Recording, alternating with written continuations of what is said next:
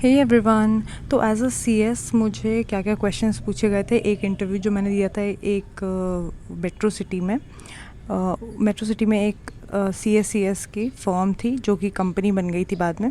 तो उन लोगों ने क्या इंटरव्यू लिया, क्या क्वेश्चंस पूछे, मैंने क्या रिप्लाई दिया, उनको कैसा लगा, मेरा पूरा ओवरऑल इंटरव्यू का एक्सपीरियंस क्या था, वो सब मैं शेयर करूँगी। तुम लोग को बहुत काम में आने वाला है। सो स्टार्ट करते हैं। सबसे पहले तो मैंने प्लेसमेंट पोर्टल या फिर किसी के थ्रू एक मेल भेज के अप्लाई किया था एंड उसी पर्टिकुलर लोकेशन के लिए and as a fresher CS. और उन लोगों का रिप्लाई आया एंड दे उनमें से एक जो एचआर थे उन्होंने पहले कॉल पे बात करी एंड उन्होंने बोला दैट ओके आपका सीटीसी क्या एक्सपेक्टेशन है, कितना एक्सपीरियंस है। ऐसे एचआर को कुछ पता वता होता नहीं है, they just want to have an idea कि आप इमीडिएटली अवेलेबल हो, आपका सीटीसी क्या एक्सपेक्टेशन है। छोटा मोटा सा उनको एक आइडिया चाहिए होता है ताकि वो चीज़ वो फॉरवर्ड कर सकें अपने उस सीनियर को जो एक्चुअली जो आपकी फील्ड के हैं, और वो आपसे वही सारी चीज़ें पूछेंगे जो एक्चुअली रिक्वायर्ड है। ठीक है, तो मैंने वो सब बता दिया। उसके बाद उन्होंने मुझे कहा कि नेक्स्ट डे आपका टेलीफोन पे या फिर वीडियो कॉल पे एक इंटरव्यू होगा, टेक्निकल राउंड जिसे बोलते हैं। तो फिर मुझे ज़ूम लिंक आई थी तो मैंने उस पर क्लिक किया। उन्होंने मुझे बोला था कि फेमा पे प्रिपेयर कर लेना, वो फेमा ज़्यादा पूछते हैं। तो मैंने कहा कि फेमा पे तो मैंने कुछ अभी तक एक्सपीरियंस है नहीं मुझे वर्किंग, बट ठीक है, कंसेप्ट और थ्योरी जो भी है वो मैं देख लूँगी, एक बार ब्रश अप कर लूँगी। बाकी सब ट्रेनिंग जो एक्सपीरियंस है वही सब मैंने सोचा था वही बात करूँगी। ज़बरदस्ती की एक्टिंग करने की कोई ज़रूरत नहीं इंटरव्यू में। जस्ट इंटरव्यू में बी रियल, ऐसे ही होता है, बिकॉज आप वही चीज़ सस्टेन करेगी फ्यूचर में भी।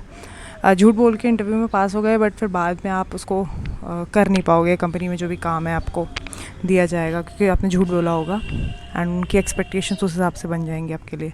So just don't lie. तो मैंने भी वही किया। उसके बाद उन लोगों ने जो मैंने जूम की लिंक आई थी उस पर मैंने क्लिक किया एंड ऑफ कोर्स शर्ट, मैंने एक फॉर्मल शर्ट पहन ली थी ऊपर क्योंकि सिर्फ मैंने लैपटॉप पे उसको ऑन कर लिया था एंड सिर्फ स्टमक तक का एरिया दिखता है ना, हेड टू स्टमक एरिया।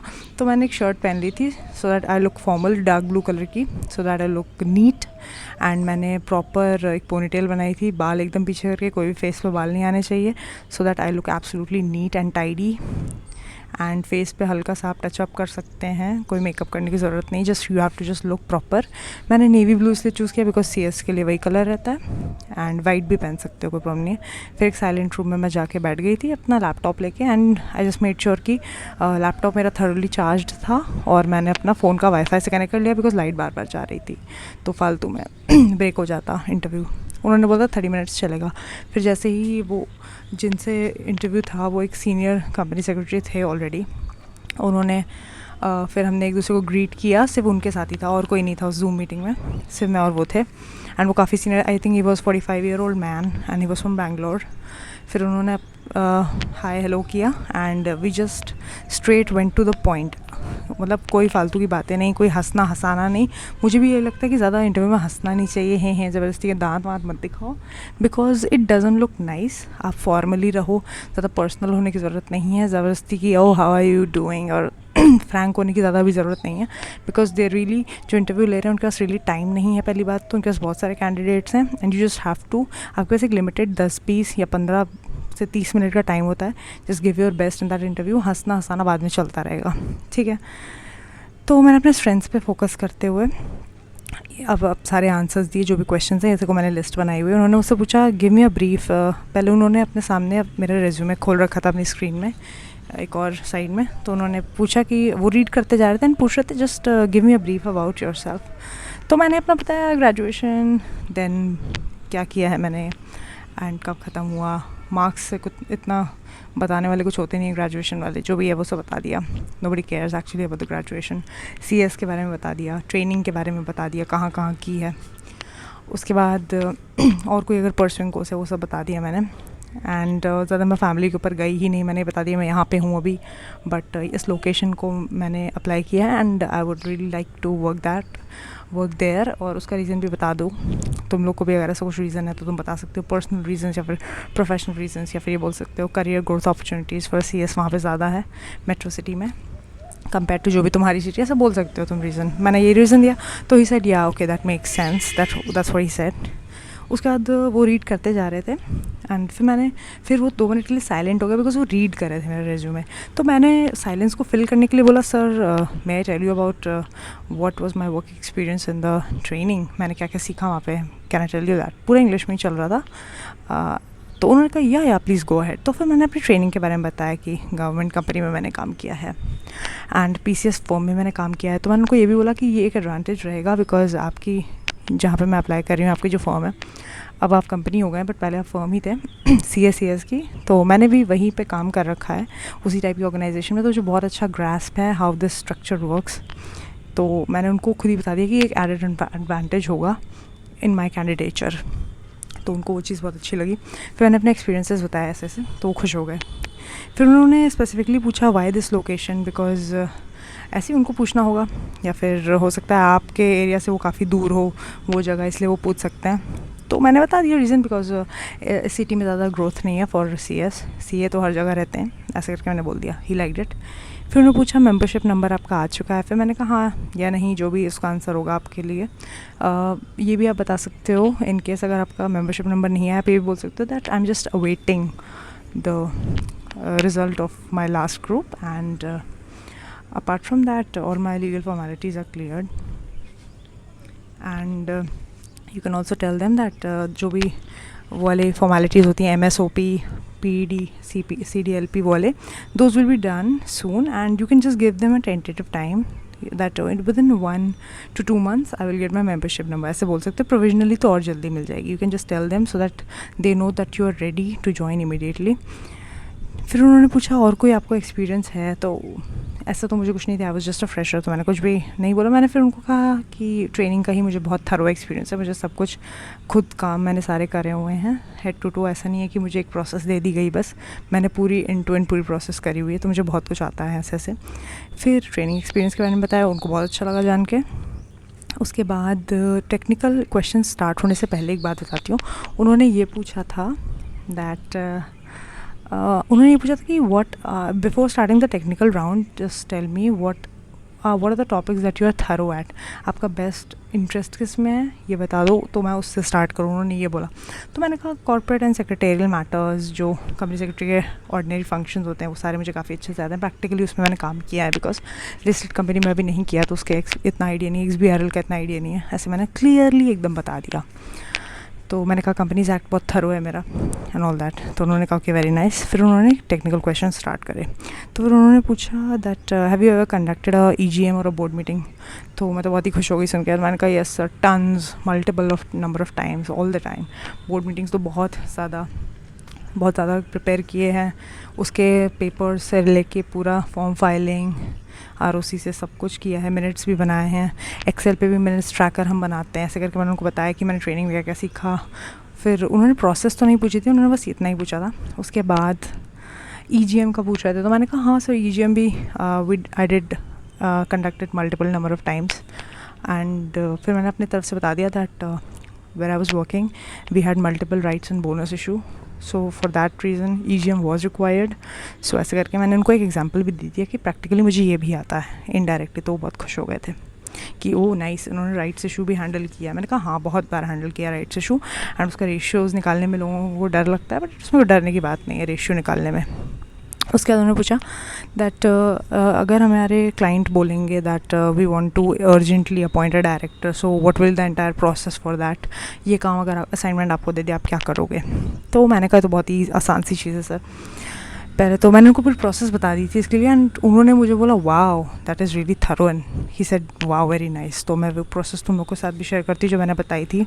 तो मैंने उनको बोला that first of all I will ask for the Aadhaar and pan of the director. Resident है तो ऑफ कोर्स, नॉन रेसिडेंट है तो उनके अलग डॉक्यूमेंट्स होते होंगे, तो आधार पैन ले लेंगे, फ़ोटोग्राफ ले लेंगे। उसके बाद मैंने कहा that now we need to have a notice of board meeting, then will have a board meeting 7 days वाला, वो सब भी मैंने बताया। फिर शॉर्टर नोटिस भी दे सकते हैं, वो भी मैंने बताया। Then I said that first of all the director who is appointed, उसको अपना कंसेंट देना होता है ना DIR-2 फॉर्म, उसमें उनका सारे डिटेल्स होते हैं। डिन है तो ठीक है, नहीं है अगर उनके पास डिन तो वो भी हम अप्लाई करते हैं इन द फॉर्म DIR-3, तो उसमें डायरेक्टर का कंसेंट लेना पड़ता है। एंड बोर्ड मीटिंग में उसको as a additional director appoint किया जाता है। जब वो एडिशनल डायरेक्टर बन जाता है तो वो वहाँ से वर्क करना स्टार्ट कर देता है, लेकिन उसके बाद हम DIR 12 फाइल करते हैं विद ROC। DIR 12 जब हम फाइल करते हैं, ROC को पता चल जाता है कि ओके इनका एडिशनल डायरेक्टर अपॉइंट हो गया फ्रॉम दिस डेट। उसके बाद जब भी हमारी जो एनस्विंग AGM होती है, AGM या EGM जो भी आएगी, या AGM ही ठीक है, AGM जब आएगी हमारी, हो सकता है 2 महीने बाद हो या हो सकता है 6 महीने बाद हो, तो ये जो हमने एक एडिशनल डायरेक्टर को अपॉइंट किया इसको रेटिफाई कर देते हैं मेंबर्स, एंड वो एडिशनल का टैग हटा के वो एक डायरेक्टर बन जाता है। तो यही होती है पूरी प्रोसेस।